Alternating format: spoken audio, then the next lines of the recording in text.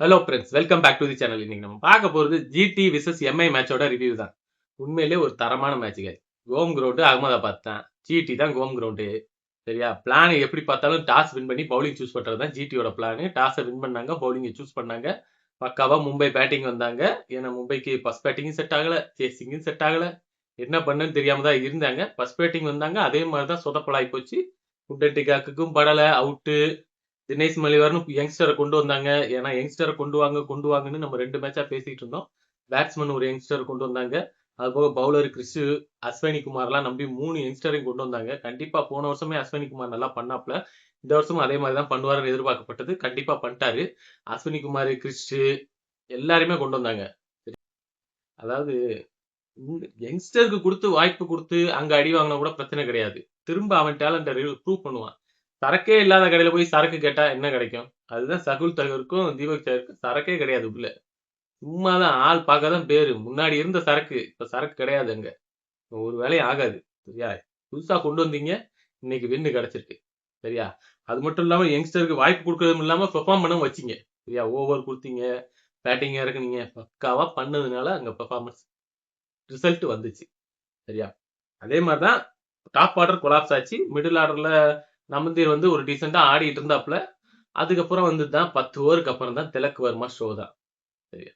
14 over முடிஞ்சு time out. Tilak Varma 19 run, 22 பந்து. சரியா? எல்லாரும் என்ன அந்த ப்ளூ ஸ்டார் படத்துல வந்து சாந்தனு சொல்லுவாப்ல, டேய் மச்சான் பாத்தாடுறா, உடம்புல கிடம்புல பற்ற போது, அவன் வேற உள்ள தூக்கி போட்டுக்கிட்டு இருக்கான், பாத்தாடு வலிக்காம வலிச்சிட போகுது பாத்துறா, அப்படி இப்படி நக்கலா பேசுவாப்ல. அது மாதிரிதான் பேசிருப்பாப்ல ஹர்திக் பாண்டியா. அடுத்த 15வது ஓவர்ல இருந்து அடி ஒண்ணு இடி மாதிரி இருந்துச்சுங்க. எல்லாரும் ஓவரையும் அசோக் சர்மா ஓவரா இருக்கட்டும், ஜதீஷ் கிருஷ்ணா ஓவரா இருக்கட்டும், ரபடா ஓவரா இருக்கட்டும், கலந்து எவன் போட்டாலும் அடி தாண்டாங்கிற மாதிரி அடிச்சாப்புல. இவரும் சொல்லிக்கிட்டே இருக்காரு, அடி விழுந்துகிட்டே இருக்கு. 100 ரன்னுங்க. இதுதான் திலக் வர்மாவோட ஷோ. திலக் வர்மா நிறைய மேட்ச் ஆடல, பெர்ஃபார்ம் பண்ணல. சரியா? அவர் வந்து இந்த இடத்துக்கு வர்றதுக்கு எவ்வளவோ பெர்ஃபார்ம் பண்ணி தான் வந்திருக்காரு. சரியா? பின்னாடி இந்த இடத்த வர்றதுக்கு எவ்வளவோ வெயிட் பண்ணிட்டு இருக்காரு. அப்படிங்கும்போது இவர் பெர்ஃபார்மன்ஸ் கொடுத்தா தான் நல்லா இருக்கும். சரியா? இவ்வளவு தூரம் ஒருத்தர் கொண்டு வந்து அவர் பெர்ஃபார்ம் பண்ணலன்னா எப்படி இருக்கும்? இந்த தடவை பெர்ஃபார்ம் பண்ணாரு, மேட்ச் வின்னிங் நாக் ஒன்று கொடுத்தாரு. ஒரு பெரிய டோட்டலை கொண்டு வந்து கொடுத்துட்டாரு. சரியா? பெரிய டோட்டலை கொண்டு வந்து கொடுத்துட்டாரு. பக்காவா பண்ணிட்டாரு. உண்மையிலே தரமான இன்னிங்ஸ் கைஸ். லாஸ்ட் 6 ஓவருக்குள்ள 93 ரன்ல சான்ஸே இல்லை. சூப்பரா ஆடி இருக்காங்க. சரியா? யாரும் எதிர்பார்க்காத இடத்துல கொண்டு வந்து வச்சிட்டாரு டீமை. சூப்பர். எல்லாருமே சூப்பர். அதுக்கப்புறம் வந்து சூப்பரா ஆடிட்டாங்க. சரியா? 2வது ஜிடி பேட்டிங் வந்தாங்க. ஜிடி மைண்ட்ல என்ன இருக்கும்? தெரிஞ்சு ஒரு 2 நியூ பவுலர் இருக்காங்க. எக்ஸ்பீரியன்ஸ் கிடையாது. எவனும் சரியா போட மாட்டான். 200 அடிச்சாலும் இவங்க வந்து ஈஸியா கொடுத்துருவாங்க அப்படிங்கிற மைண்ட் செட்ல தான் ஜிடி உள்ள வந்தாங்க. ஃபர்ஸ்ட் பாலே சாய் குசரோ பும்ரா தூக்குறாரு. ஃபர்ஸ்ட் பாலே பும்ரா கையில கொடுத்ததுதான் கரெக்ட். வேற பவுலர் ஆப்ஷன் கிடையாது. அவர் கரெக்டா போட்டாருன்னா அடுத்து வர்ற அந்த நம்பிக்கையில போடுவாங்கிற மாதிரி தான். அதைத்தான் பண்ணணும். ஒண்ணு இல்லாத மொக்க பவுலருக்கு 20 ரன் கொடுத்தீங்கன்னா அன்னைக்கு பஞ்சாப் மேட்ச் மாதிரி தான். அன்னைக்கு பஞ்சாப் மேட்ச்ல கூட ஃபர்ஸ்ட் பால் பும்ரா கொடுத்துருந்தீங்கன்னா, ஃபர்ஸ்ட் ஓவர் கொடுத்துருந்தீங்கன்னா, அங்க ஏதாவது மாற்றம் வந்திருந்தா அடுத்த பவுலர் ஏதாவது லைனல் இருந்து பிடிச்சிருக்கலாம். முதல் ஓவர் அடி வாங்கிச்சா எல்லாருக்கும் சோல்டர் தொங்கிருச்சு. ஃபர்ஸ்ட் ஓவர் பும்ரா போட்டாரு, விக்கெட்டை கழட்டினாரு. சூப்பரா பண்ணாரு. அதுக்கப்புறமாவது அவங்க அலாட் ஆகி விளாண்டுருக்கணும். அங்க அலாட்டை விட்டுட்டாங்க. வர்ற எல்லாருமே வரிசைக்கு அவுட்டு. பட்லருக்கு என்ன பண்ண தெரியல. அந்த லோ பவுன்ஸ் அது இதுன்னு அதாவது பவுன்ஸு, லோ பவுன்ஸு, பிச்சு வந்து ஒரு விதமா ஏடா கூடமா இருக்கிறதுனால பட்லரும் எல்பிடபிள்யூல காலி ஆயிட்டாப்ல. ஒண்ணுமே பண்ண முடியாது. பட்லரையும் ஹார்திக் பாண்டியா தூக்கிட்டாப்ல. ஹார்திக் பாண்டியா ஒரு ஒன்லி எக்ஸ்பெர்ட்ஸ். ஒரு ஓவர் தான் போட்டாரு, 18 ரன். அதோட நிறுத்திக்கிட்டாரு அந்த சங்காத்தத்தை. சரியா? அது போக வந்து கிறிஸ் 2 ஓவருக்கு 10 ரன். தரமான போலிங்க.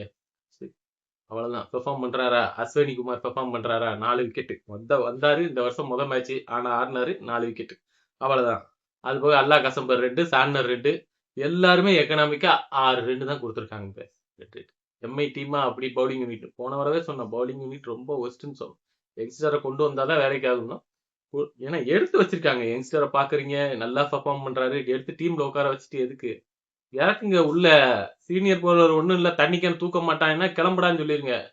சரியா? யங்ஸ்டரை இறக்குங்க, அவன் விளையாடட்டும். சீனியர் பவுலர் போய் தண்ணி கேன் கொடுக்கட்டும், ஒன்றும் பிரச்சனையே கிடையாது. சரியா? நமக்கு தேவை ஜெயிக்கணும். ஜெயிச்சு உள்ள போனோம். அதுக்கு தான் உள்ள வந்திருக்கோம். சும்மா பாலிடிக்ஸ் பண்றதுக்காண்டி உள்ள வரல. சரியா? உண்மையிலே தரமான கேப்டன்சி ஹர்திக் பாண்டியா பண்ணியிருக்காப்புல. நல்லா யங்ஸ்டர உள்ள இறக்கி 2, 3 மேட்சா யங்ஸ்டர் உள்ள இருப்பாங்க.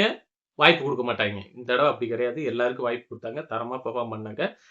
தினேஷ் மலிவர் மட்டும் பேட்டிங் கொஞ்சம் இன்னும் ஸ்டார்ட் கிடைக்கல. அடுத்த மேட்ச் அவருக்கு ஒரு வாய்ப்ப குடுத்து, அவர் ஒரு பவுண்டரி அவர் பேட்ல இருந்து வந்துருச்சுன்னா, அடுத்து அவர் பெரிய இன்னிங்ஸ் ஆட ஆரம்பிக்க போறாரு. ஏன்னா, அவர் சூப்பரான பிளேயர் தான். உண்மையிலேயே வந்து பாத்தீங்கன்னா, கொஞ்சம் அசால்ட்டா சேஸ்ல வந்தாங்க. முடிச்சாச்சு. டாப் ஆர்டர் 3 பேர் தான். ஜிடிய பொறுத்தவரைக்கும் அந்த 3 விக்கெட்ட தூக்கிட்டா ஜிடி கதை முடிஞ்சுச்சு. இந்த வருஷம் இத வந்து எக்ஸாம்பிளா மும்பை காட்டிட்டாங்க. இதுக்கப்புறம் வர்ற டீம் ஜிடிய அடிக்க தான் போறாங்க. அது கிளியரா தெரிஞ்சிச்சு. டாப் ஆர்டர் 3 விக்கெட்ட தூக்குங்க. ஏன்னா, கிளென் பிலிப்ஸ் ஃபார்ம்ல இல்ல. வாஷிங்டன் சுந்தர் கேம் எடுத்துட்டு போற கெப்பாசிட்டியே கிடையாது. கேம முடிச்சு குடுக்குற கெப்பாசிட்டி அவர்ட்ட கிடையாது. அப்படிங்கிற ஷாருக் கானுக்கு அந்த வாய்ப்பும் கிடையாது. அவர் அந்த அளவுக்கு ஆடக்கூடிய பிளேயரும் கிடையாது. அப்படித்தான் காட்டியிருக்காரு. அ அது போக வந்து பாத்தீங்கன்னா, திவாட்டி எல்லாம் எப்பயோ ஆடுனதுதான். அப்படி பார்க்கும்போது வந்து பாத்தீங்கன்னா, அந்த கேம் எடுத்துட்டு போய் வின்னிங் மூமெண்ட் வரைக்கும் கொண்டு போற அளவுக்கு ஆள் கிடையாது. அது டாப் ஆர்டர்ல ஒருத்தர் கூட இருந்தா தான் வேலைக்கு நடக்கும். அது இல்லாதனால தான் மாட்டிக்கிட்டாங்க. ஆல்ரெடியே அப்படித்தான். சாய் கிஷோர் அடிச்சு ஒரு மேட்ச் தோத்தாங்க. இதுதான் மேட்டர் கைஸ். மும்பை சூப்பரா கம்பேக் பண்ணிட்டாங்க. கடப்பாரை is back, captain is back தான். சரியா? கார்த்திக் பாண்டியா இதுக்கப்புறம் வின்ன மட்டும் கான்சென்ட்ரேட் பண்ணி கரெக்டா போனாங்கன்னா போதும். பக்காவா பிளான் பண்ணுங்க. தரமா ஜெயிக்கலாம். திலக் வர்மா ஒரு சூப்பரான பேட்டிங்கு. மேட்ச் பார்த்தீங்கன்னா, திலக் வர்மா பேட்டிங் எப்படி இருந்துச்சுன்னு சொல்லுங்க. வீடியோ பிடிச்சிருந்தா லைக் அண்ட் சப்ஸ்கிரைப் மறக்காமல் பண்ணிடுங்க ஃப்ரெண்ட்ஸ்.